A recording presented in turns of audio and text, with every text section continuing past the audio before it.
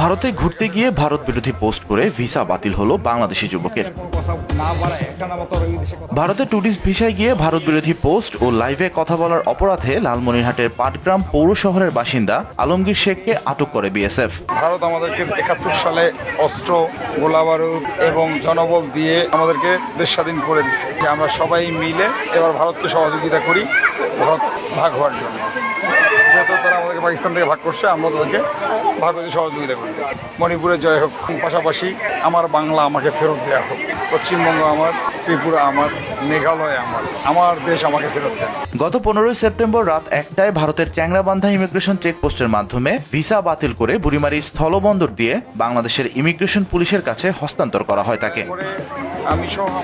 এর আগে গত 3রা সেপ্টেম্বর পর্যটন ভিসায় ভারতে ঘুরতে যান তিনি। সেখানে আগ্রার তাজমহল থেকে ফেসবুক লাইভে ভারতের বিরুদ্ধে বেশ কিছু অভিযোগ করেন। এ সময় মণিপুরে চলমান অস্থিরতা নিয়েও কথা বলেন এই যুবক। এই ঘটনার প্রেক্ষিতে তাকে আটক করে জিজ্ঞাসাবাদ করা হয়। পরে ভিসা বাতিল করে বাংলাদেশে ফেরত পাঠানো হয়।